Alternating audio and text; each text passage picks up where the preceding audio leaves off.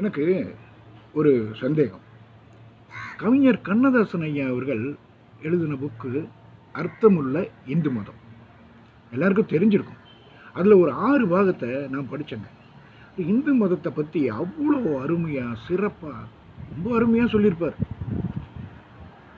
அதில் ஒரு சில விஷயங்கள் மனசில் பதியும். அதில் எனக்கு மனசில் பதிஞ்சது ஒரே ஒன்று சொல்கிறேனே, அதாவது முள்ளுன்றது காட்டுலேயும் இருக்கும் ரோட்லேயும் இருக்கும். பார்த்து நடந்தால் காட்டில் கூட நடந்துடலாம், பார்க்காம நடந்தால் ரோட்டில் கூட நடக்க முடியாதுன்னு எழுதியிருப்பார்.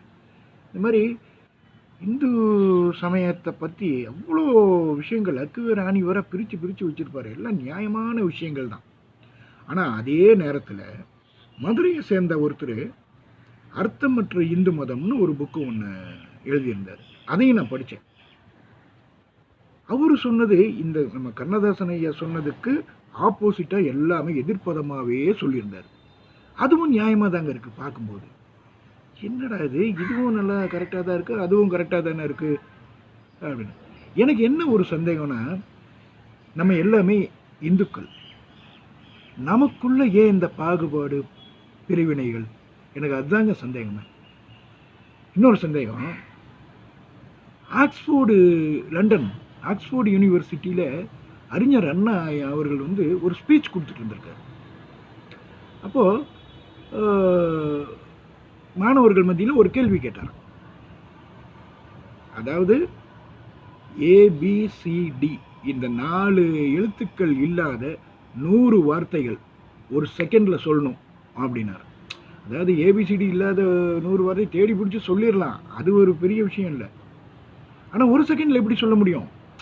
100 வார்த்தைகளை ஒரு செகண்டில் எப்படி சொல்கிறது? எல்லாம் ஒரே சலசலப்பு, எப்படி சொல்ல முடியும்? எப்படி சொல்ல முடியும்? இவர் சொல்கிறார், நான் சொல்லுவேன், எனக்கு சொல்ல முடியும், உங்களால் யாராலும் சொல்ல முடியுமா அப்படின்னு.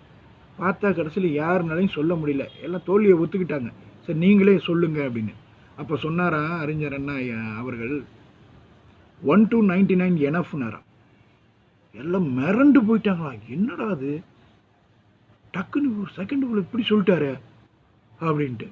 எனக்கு என்ன சந்தேகம்னா, அறிஞர் அண்ணா அவர்கள் நம்ம தமிழ்நாட்டில் பிறந்த தமிழன், காஞ்சி கண்ட கரிபாலட்டின்னுவாங்க. அவருக்கு எப்படி இப்படி ஒரு அறிவு? எனக்கு அதுதாங்க பெரிய சந்தேகம். ஏங்க ஒரு நிமிஷம், எனக்கு இன்னொரு சந்தேகம். இசையமைப்பாளர் இளையராஜா வீட்டு விசேஷத்துக்காக வாலியும் அவருடைய நண்பர்களும் போயிருக்காங்க. ஒரு நாள் உள்ளே யாகம்லாம் நடந்திருக்கு. இவர் வாலிக்கு இந்த புகை அலர்ஜின்றனால அவர் போகாமல் வெளியில் வாசலில் உட்காந்து நண்பரோட பேசிகிட்டு இருந்திருக்காரு.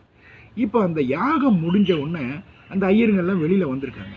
வருவது அந்த ஐயர்களில் ஒரு சீஃப் இருப்பார்ல, மூத்தவர் சீஃப் அப்படின்ட்டு, அவர் வாலியை பார்த்த உடனே, ஐயா நீங்கள் வந்திருக்கீங்களா, உள்ளே வந்திருக்கலாமே, ஏன் வெளியவே உட்காந்துருக்கீங்க அப்படின்னு கேட்டிருக்காரு.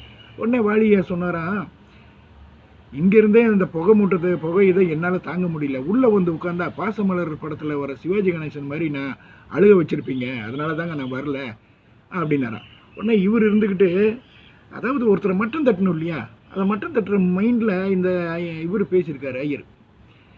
நான் கண்ணதாசனுடைய வெறியங்க, கண்ணதாசனுடைய பாடல்கள்னால் எனக்கு அப்படி ரொம்ப விருப்பம். அவர் நான் ஆணையிட்டால் அது நடந்து விட்டால் இந்த பாட்டை எழுதலைன்னா எம்ஜிஆர் இன்னைக்கு சிஎம்ஏ ஆயிருக்க முடியாதுங்க அப்படின்னாரு. அதே மாதிரி பாருங்கள், சரோஜா தேவிக்கு தொட்டால் பூ மலரும் தொடாமல் நான் மலருவேன், இந்த பாட்டு இல்லைன்னா சரோஜா தேவி இன்னைக்கு பெரிய ஹீரோயின் அந்தஸ்துலேயே இருந்திருக்க மாட்டாங்க. அது மட்டும் இல்லாமல் இந்த மீனவர் சமுதாயத்தை பாருங்கள், அவங்கள அங்கே உள்ள குறைகள் கஷ்டத்தை எல்லாம் ஒரே பாட்டில், கடல் மேல் பிறக்க வைத்தான் எங்களை கண்ணீரை மிதக்க வைத்தான் அப்படின்னு ஒரே பாட்டில் முடிச்சிருப்பாரு.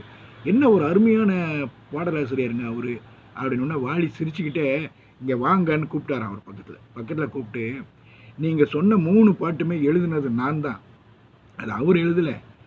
நான் எழுதின பாட்டுக்கு எம்ஜிஆர் முதலமைச்சர் ஆயிட்டாருன்னா கண்ணதாசன் எழுதியிருந்தா அவர் பிரதம மந்திரியே ஆயிருப்பார் அப்படின்னாராம். இவர் விலை வெளுத்து போய் இந்த ஐயர் நின்னாராம். எனக்கு என்ன சந்தேகம்னா, அதாவது ஒரு சிலரை மட்டம் தட்டணும்னு நினச்சிட்டு இவங்க மட்டமாக போயிடுறாங்க. இதுக்கு பேர் தான் இந்த வாயை கொடுத்து எதையோ கெடுத்துக்கிறதுன்னு சொல்லுவாங்களே, அதுவோ. மறக்காமல் லைக் பண்ணுங்கள், சப்ஸ்கிரைப் பண்ணுங்கள், ரொம்ப பிடிச்சிருந்தா ஷேர் பண்ணுங்கள். தேங்க்யூ.